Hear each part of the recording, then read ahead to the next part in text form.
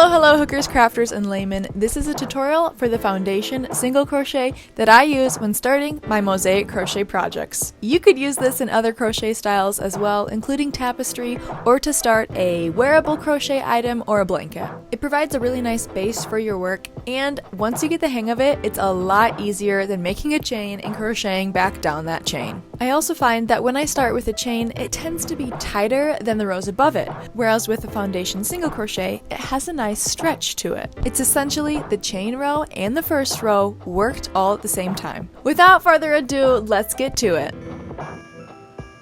I'm going to be using a 5mm hook so the stitches are bigger and easier to see. First, make a slip knot, put it on your hook. Next, you need to chain 2. So there's 1, 2. Now I have those 2 chains on my hook, the second chain, and the first chain. The first chain I need to go through both loops, or I need to go through the V that was just made. You'll know you did it correctly if, when you have 2 loops on your hook, the back side is just 1 loop, which is the back bump of the chain you made.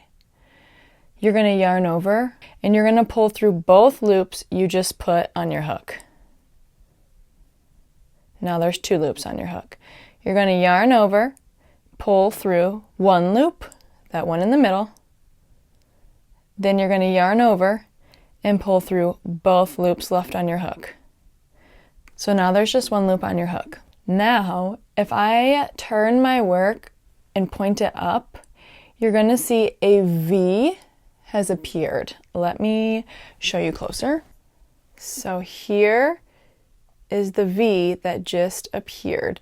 I'm going to end up putting my hook through both of those loops. Put your hook through both of those loops. It's just going to look like a mess on the bottom, so make sure you only have 2 loops that you just put on your hook. Now you have 3 loops on your hook though. Then you will yarn over, pull through both of those loops that you just put on your hook, and now there's just 2 loops on your hook. Yarn over, pull through 1 loop, that one in the middle, and then yarn over, and you're going to pull through both loops on your hook. I would probably do it a little bit tighter than mine. I'm just trying to make the stitches big so it's easier to see. If I flip it back up so you can see, I've just formed a V at the bottom right here. And my hook is going to go into those stitches. Let me show you closer. Okay, this is my working yarn. I'm just going to kind of move it out of the way. This is the V that just appeared, so my hook is going to go into that. So go ahead, put your hook into both of those loops. Now there's 3 loops on my hook. I'm going to yarn over, pull through both of those loops.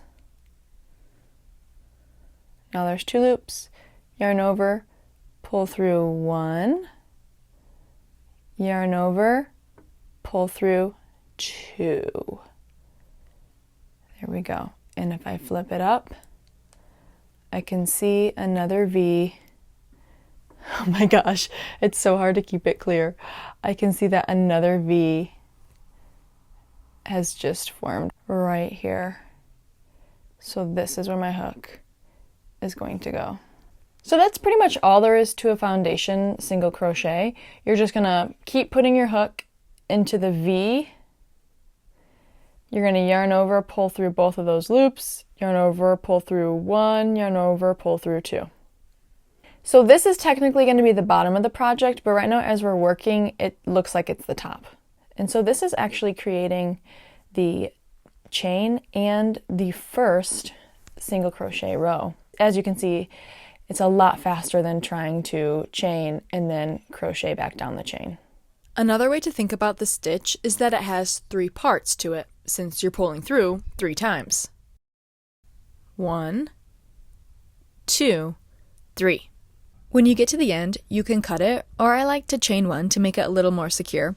If you're doing an envelope border, your tail only needs to be 2-3 inches since there's no weaving in the ends. Then pull it through. And now we have a foundation single crochet. So here it is. Look at the top of that work. It has all those beautiful V's that will be really easy to work with in the second row. Even the bottom has really nice V's, which will be really handy if you're making a border on this project. So for my blanket, I foundation single crochet the total number of stitches in the blanket plus 2 for each of those border stitches. For example, if I was doing a mosaic crochet project with 10 stitches, I would need to foundation single crochet 12 because I need to start and end with a border stitch. That's how to foundation single crochet. I hope that you don't find it as intimidating as maybe you once thought. Thanks for being here. Later, hookers.